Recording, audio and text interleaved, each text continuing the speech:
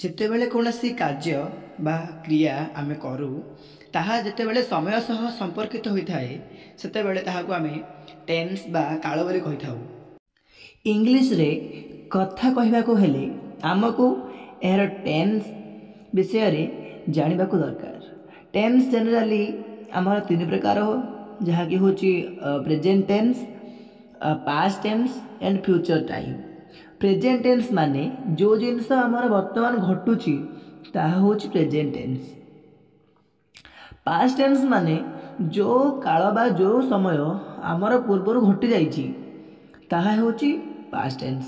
Future means जो समय आमर आगु को आसीबा को जाउछि ताहा होची फ्यूचर टाइम्स। तो प्रेजेंट पास्ट फ्यूचर एई तीनोटी काल को नहीं आमे कौनसी कथा कही थाउ बा आमे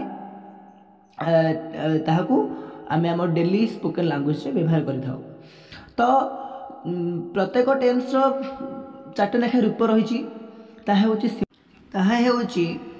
सिंपल प्रेजेंट, सिंपल प्रोग्रेसिव और continuous, present perfect and perfect present perfect continuous.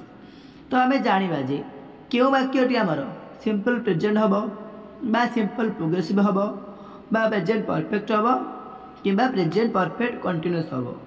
तो यह जान सारा पर ही आमे आमर फॉर्मूला बा स्ट्रक्चर सूत्र को व्यवहार करी ट्रांसलेट करवा या इंग्राजी ओडिया करवा कि ओडिया इंग्राजी करवा। तो यह ही आमर मेन ट्रांसलेशन अटे बा जहाँ द्वारा आमे खूब सुंदर और सहजरे इंग्रेजी रे कथा कहि परिबा ओ लिखि परिबा। तो इंग्लिश रे हमर स्पोकन इंग्लिश बा ग्रामर वाइज मध्ये आमे ताहाकू बहुत सुंदर भाव में ट्रांसलेट कर परिबा। प्रेजेंट टेंस कोन ना, तो present tense is used to describe action और states of thing that are happening right now और आर ऑनगोइंग। माने प्रेजेंट टेंस कौन ना, जो टेंसटा बा जो कार्य आमर वर्तमान भी चलुची बा वर्तमान ताहा कार्यरत अच्छी ताहा होची प्रेजेंट टेंस। प्रेजेंट टेंस होची जे जो कार्य आमे वर्तमान समय करंती ताहार समय होची प्रेजेंट टेंस। प्रेजेंट टेंस चारि प्रकार, the simple, present continuous, perfect and present perfect continuous. तो आमे वर्तमान जानिबा जे केउ वाक्य को आम सिंपल प्रेजेंट कहवा, कोटा कंटीन्यूअस रे जीवो, कोटा परफेक्ट रे, कोटा कंटीन्यूअस परफेक्ट रे हमर टेंस टे जीवो। तो प्रथमे आम जानिबा जे सिंपल प्रेजेंट कौन, सिंपल प्रेजेंट केते बेले हुए, सिंपल प्रेजेंट को आम किपरि ताकू ओडिया रे ट्रांसलेट करवा किंबा ओडिया को किपरि इंग्लिश रे ट्रांसलेशन करवा से विषय में जानिबा प्रेजेंट सिंपल विषय रे। तापर continuous, perfect and perfect continuous रे बहुत सहज, खूब सहज जानी परिबा, किंतु आमे वीडियोटी को पूरा देखिले ही बुझी परिबा एवं परे आमे यार विवरण एग्जांपल मध्ये नेबा। जदि वाक्य शेष रे ए, इनती, उ, अ थाए तेबे ताहा सिंपल प्रेजेंट बोली आमे जानि परिबा। जेपरि मु जाए लास्ट को ए रहुची, से माने जानती, से माने खांती बा आमे जाऊ, तुमे जाओ। तो जो जिनस आमर हबिचुअल एक्शन थाए जहाँ आम सब बेले करती, मंदिर को जाए, मु डेली प्रार्थना करे, तो ये सब हूँ आमर सिंपल प्रेजेंट टेंस। तो सिंपल प्रेजेंट रो इंग्राजी रे हम किपरि करबा, अरे स्ट्रक्चर करना प्रथमे होची सब्जेक्ट, माने जो विषय रे हमर को दिया जाइछि ताहा होची सब्जेक्ट। तापरे लिखिबा तार वर्ब, माने से की कामटी करूछि।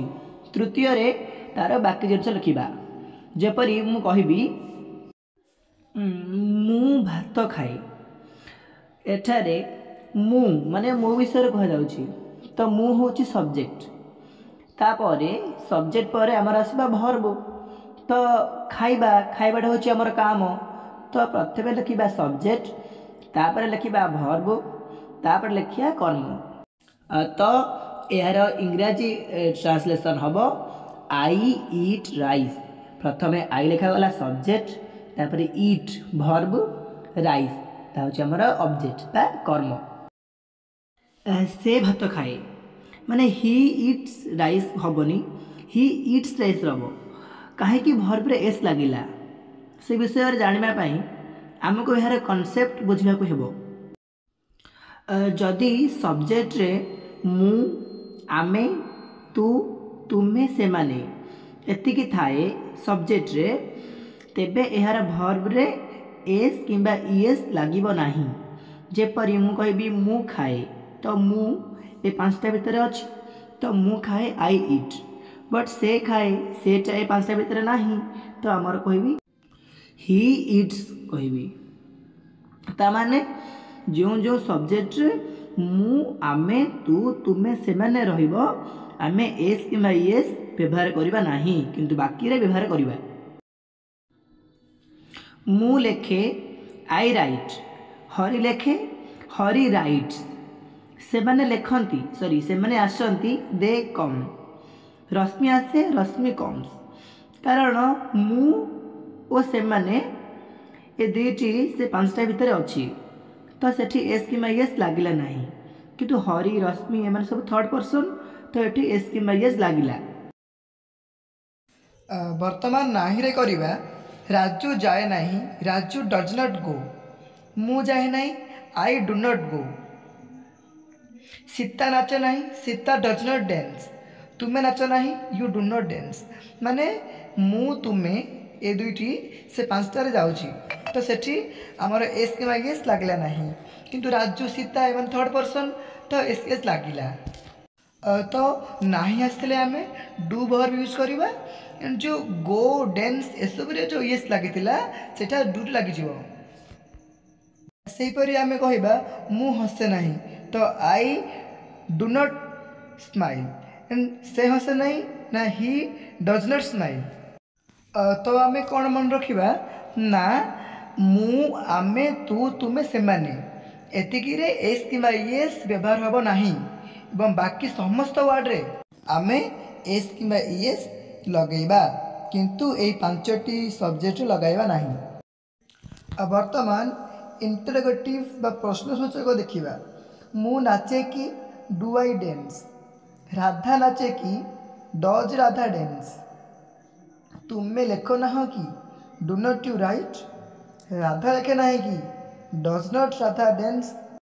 माने प्रश्नसूचक कले डू वर्ब आगू आसीबो एवं मुझे कही आगरू जो पांचटा सब्जेक्ट से सब एस के एस लगे किंतु बाकी लगे तो मु आउ तुमे रे लगनी तो do I dance do not do dance लगलानी, किंतु राधा से पांचटा सब्जेक्ट नहीं तेणु आमर डस लगिला।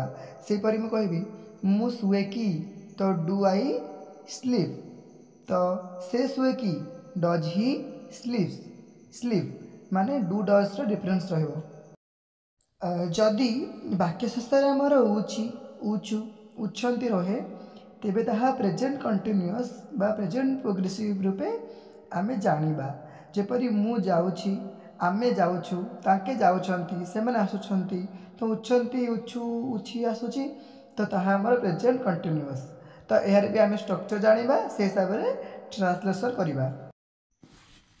तो यार स्ट्रक्चर करना प्रथमे सब्जेक्ट बा आमे जहाँ विषय कहवा तापर सी जन को बुझाऊँ ना बहुत जन को बुझाइले इज, बहुत लोग बुझाइले आर, किंतु आई पाखे सब M, I and M are best friend. तापर V4 बा आमे कहबा V1 प्लस ING तापर ऑब्जेक्ट। तो आमे एग्जांपल नेले बुझी पारिबा।